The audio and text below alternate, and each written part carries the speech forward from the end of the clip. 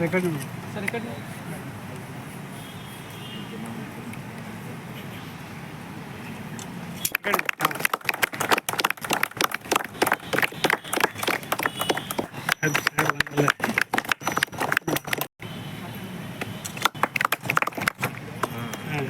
ಕಡೆ ಕಡೆ ಹಾಂ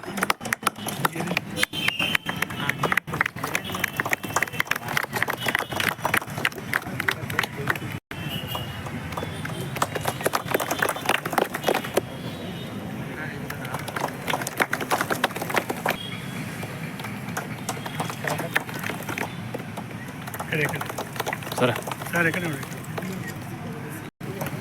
ಕಡೆ ನೋಡಿ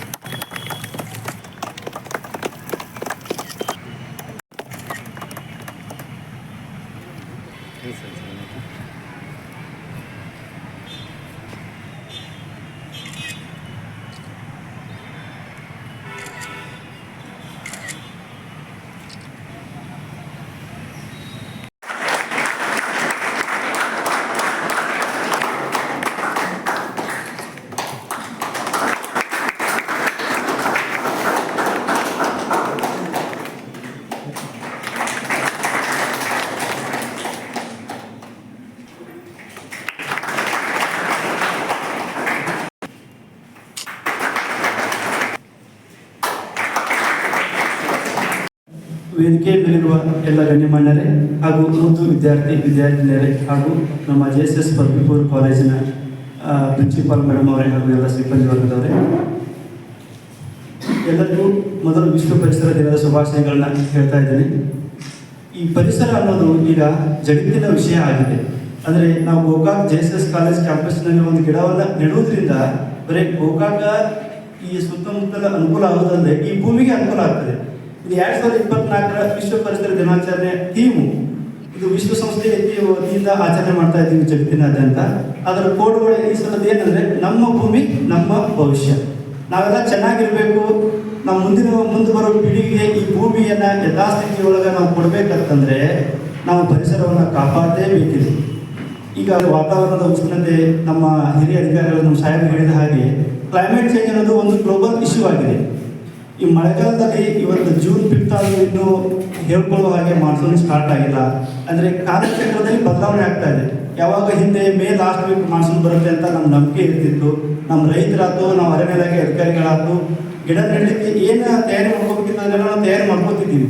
ಆದರೆ ಈಗ ನಮಗೆ ಮಳೆಯ ಅನಿಶ್ಚಿತೆ ನಡುವೆ ಯಾವಾಗ ಏನು ಮಾಡಬೇಕು ಅನ್ನೋದು ಎಲ್ಲ ಅದ್ರ ಬದಲಾಗ್ತಾ ಇದೆ. ಯಾವಾಗ ಆಗ್ಬೇಕು ಮಳೆ, ಯಾವಾಗ ಆಗೋದಿಲ್ಲ, ಯಾವಾಗ ಆಗ್ಬಾರ್ದು ಮಳೆ ಆಗ್ತದೆ ಅಂತ ಪರಿಸ್ಥಿತಿ ಆಗ್ತಾ ಇದೆ. ಈ ಪರಿಸರವನ್ನು ಉಳಿಸುವುದು ಜಲ ಮತ್ತು ಪರಿಸರ ಸಂರಕ್ಷಣೆ ಅಂತಂದರೆ ಕುಡಿಯುವ ನೀರಿನ ಮಹತ್ವದ ಬಗ್ಗೆ ಡಾಕ್ಟರ್ APJ ಅಬ್ದುಲ್ ಕಲಾಂ ಅವರು ಒಂದು ಪತ್ರ ಬರೆದಿದ್ದಾರೆ. ಅದರ ಬಗ್ಗೆ ಒಂದು ವಿಡಿಯೋನೂ ಇದೆ, ನಾವು ಯೂಟ್ಯೂಬಲ್ಲಿ ನೋಡ್ಬೋದು.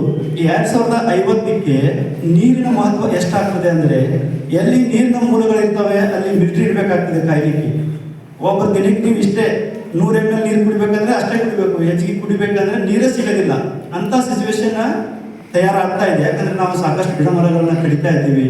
ಜೊತೆಗೆ ನಾವು ಪರಿಸರಕ್ಕೆ ಮುಖ್ಯವಾಗಿ ಹಾನಿ ಆಗ್ತಾ ಇರೋದು ಪ್ಲಾಸ್ಟಿಕ್.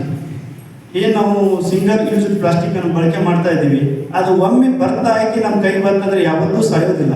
ನಮ್ಮನ್ನ ಏನಾಗ್ತದೆ, ನಮ್ಮ ಮಾನವನ ಆಯುಷ್ಯನ ಕಡಿಮೆ ಮಾಡ್ತಾ ಹೋಗ್ತದೆ, ಈ ಭೂಮಿಯ ಆಯುಷ್ಯನ ಕಡಿಮೆ ಮಾಡ್ತಾ ಇದೆ.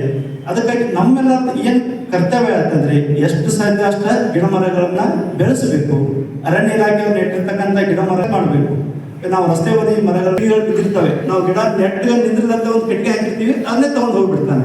ಅಂಥದ್ದೆಲ್ಲ ನಿಮ್ಮ ಕಣ್ಣಿಗೆ ಬಂದರೆ ಅವ್ರಿಗೆ ಸ್ವಲ್ಪ ತಿಳಿಸಿ ಹೇಳಬೇಕು, ಗಿಡಗಳನ್ನ ಉಳಿಸ್ಬೇಕಪ್ಪ, ಈ ಥರ ಹಾಳು ಮಾಡಬಾರ್ದು ಅಂತ ತಾವೆಲ್ಲ ತಿಳಿಸಿ ಹೇಳಬೇಕು. ಯಾಕಂದ್ರೆ ಮುಂದುವರೆದ್ರು ಎಷ್ಟೇ ನಾವು ಏನೇನೋ ಸಾಧನೆ ಮಾಡಿದ್ರು ಸಹಿತ ಪರಿಸರ ಚೆನ್ನಾಗಿಲ್ಲ ಅಂತಂದ್ರೆ, ಗಾಂಧೀಜಿಯವರು ಹೇಳಿದ್ದಾರೆ, ಈ ಭೂಮಿ ಪರಿಸರ ಅನ್ನೋದು ನಮಗೆ ಹಸಿರಿದ್ದಂಗೆ, ಅದ್ರ ಮ್ಯಾಲಿನ ಬಡ್ಡಿ ಮಾತ್ರ ಬಳಸ್ಬೇಕು. ನಾವು ಮುಂದೆ ಬರೋ ನಮ್ಮ ಮಕ್ಕಳಿಗೆ ನಾವು ಹಸರನ್ನು ಹಾಗೆ ಹೋಗ್ಬೇಕು. ಅಂದ್ರೆ ಪರಿಸರ ಫಾರೆಸ್ಟು ಅದನ್ನ ಹೆಚ್ಚು ಮಾಡ್ತಾ ಹೋಗ್ಬೇಕು.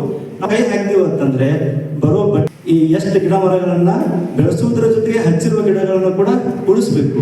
ಇದು ಜಗತ್ತಿನ ಎಲ್ಲರೂ ಸಮಸ್ಯೆಗಳಿರುತ್ತೆ. ಅದಕ್ಕಾಗಿ ನಾವು ಇಂಥವೆಲ್ಲ ಕಾರ್ಯಕ್ರಮಗಳನ್ನ ವಿಶ್ವದಾದ್ಯಂತ ನಾವು ಮಾಡ್ತಾ ಇದ್ದೀವಿ. ಅದಕ್ಕೆ ಪ್ರತಿ ವರ್ಷ ಒಂದೊಂದು ಧ್ಯೇಯ ವಾಕ್ಯಗಳನ್ನು ಕೊಡ್ತಾರೆ. ಈ ಸಲ ನಮ್ಮ ಭೂಮಿ ನಮ್ಮ ಭವಿಷ್ಯ.